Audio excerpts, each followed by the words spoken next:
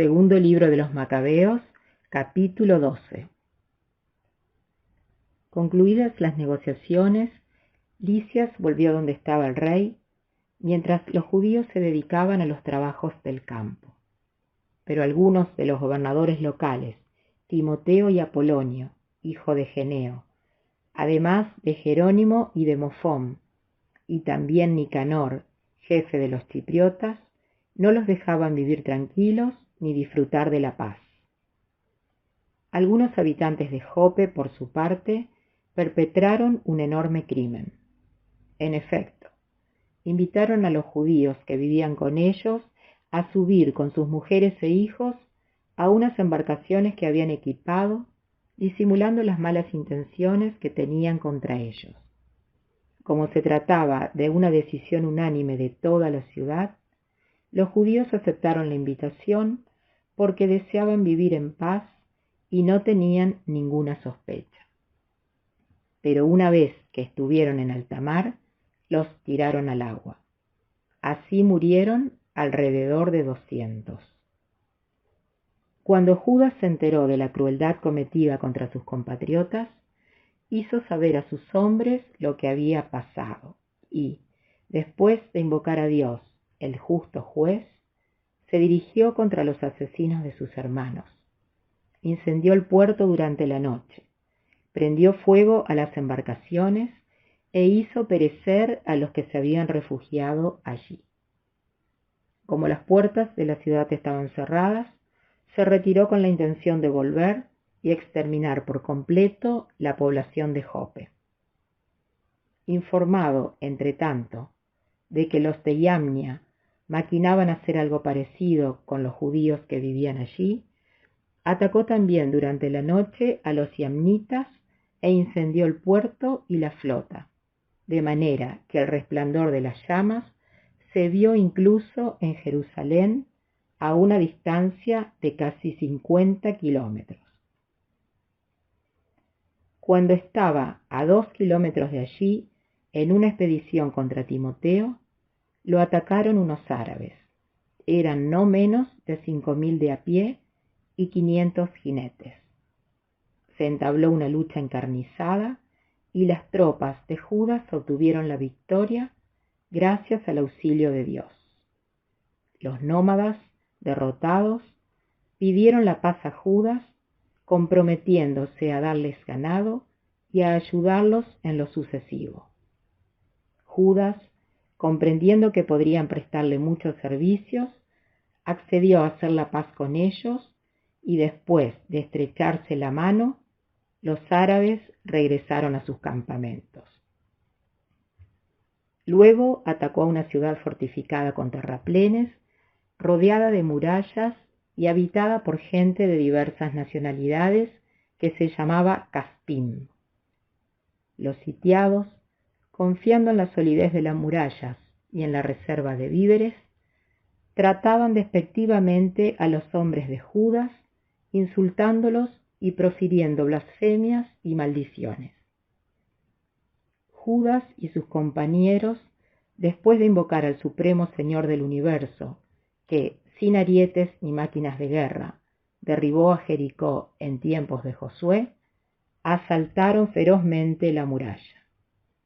Y apoderándose de la ciudad por la voluntad de Dios, realizaron una matanza indescriptible, hasta tal punto que el lago vecino, de 15 metros de ancho, parecía colmado con la sangre que lo había inundado. Luego se alejaron de allí 150 kilómetros y llegaron a Jaraca, donde vivían los judíos llamados tubienos. Pero no encontraron a Timoteo por aquellas regiones, porque en vista de que no conseguía nada, se había retirado de allí, no sin antes dejar en cierto lugar una guarnición bastante fuerte. Dositeo y Sosípatro, capitanes de Macabeo, avanzaron contra la fortaleza y mataron a los hombres que Timoteo había dejado en ella. Eran más de 10.000. Luego el Macabeo distribuyó su ejército en batallones.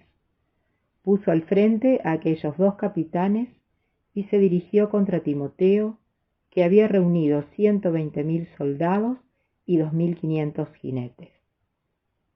Al enterarse de que se acercaba Judas, Timoteo mandó que las mujeres y los niños, junto con el resto del equipaje, se adelantaran hasta la fortaleza llamada Carnión, que era inexpugnable y de difícil acceso por lo accidentado del terreno. Apenas apareció el primer batallón de Judas, el pánico y el terror se apoderaron de los enemigos, porque se manifestó ante ellos aquel que todo lo ve. Entonces huyeron en todas direcciones, de manera que muchas veces se herían unos a otros y se atravesaban entre ellos mismos con sus espadas.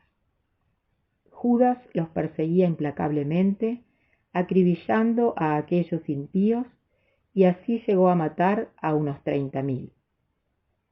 Timoteo, que cayó en manos de los hombres de Dositeo y Sosípatro, les pidió con mucha habilidad que lo dejaran en libertad, porque los padres y hermanos de muchos de ellos estaban en su poder y corrían el riesgo de ser ejecutados.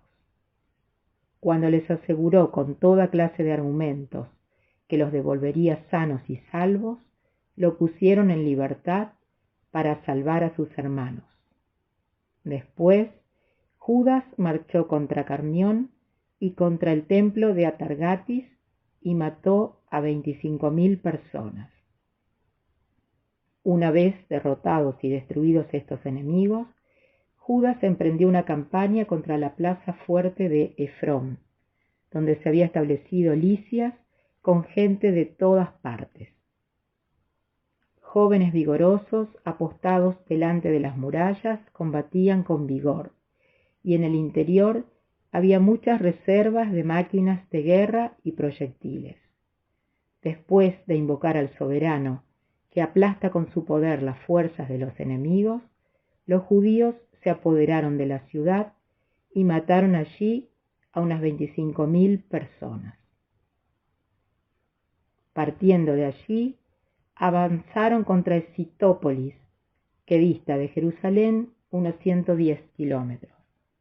Pero los judíos que vivían allí les atestiguaron que los habitantes de la ciudad los habían tratado con benevolencia y les habían brindado una buena acogida en momentos de adversidad. Entonces Judas y sus compañeros les dieron las gracias y los exhortaron a seguir siendo deferentes con sus compatriotas. Luego regresaron a Jerusalén porque se acercaba la fiesta de las semanas. Pasada la fiesta llamada de Pentecostés, se dirigieron contra Gorgias, gobernador de Idumea. Este salió a atacarlos con 3.000 soldados y 400 jinetes, y cayeron en el combate algunos judíos. Un tal Dositeo, valeroso jinete de las tropas de Basenor, se apoderó de Gorgias y, tirándole de la capa, lo arrastraba con fuerza a fin de capturar vivo a aquel infame. Pero un jinete tracio se abalanzó sobre Dositeo y lo hirió por la espalda, y así Gorgias pudo huir hacia Marisa. Como los hombres de Esdrín estaban extenuados por haber combatido durante mucho tiempo, Judas rogó al Señor que se manifestara como su aliado y su guía en el combate, y entonando en la lengua de sus padres un himno de guerra, cayó sorpresivamente sobre los hombres de Gorgias y los derrotó. Luego Judas reunió al ejército y se dirigió hacia la ciudad de Odolam. Como estaba ya próximo el 7º día de la semana, se purificaron con los ritos de costumbre y celebraron el sábado en aquel lugar. Los hombres de Judas fueron al día siguiente, dado que el tiempo urgía, a recoger los cadáveres de los caídos para sepultarlos con sus parientes en los sepulcros familiares. Entonces encontraron debajo de las túnicas de cada uno de los muertos objetos consagrados a los ídolos de Yamnia que la ley prohíbe tener a los judíos.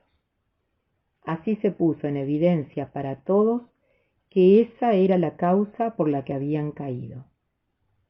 Todos bendijeron el proceder del Señor, el justo juez, que pone de manifiesto las cosas ocultas, e hicieron rogativas pidiendo que el pecado cometido quedara completamente borrado.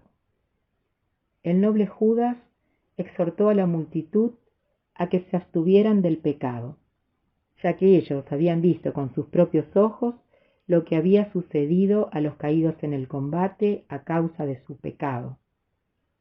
Y después de haber recolectado entre sus hombres unas 2000 dracmas, las envió a Jerusalén para que se ofreciera un sacrificio por el pecado.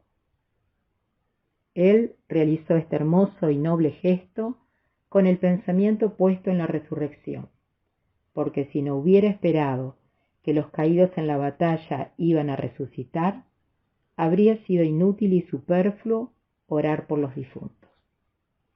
Además, él tenía presente la magnífica recompensa que está reservada a los que mueren piadosamente, y este es un pensamiento santo y piadoso.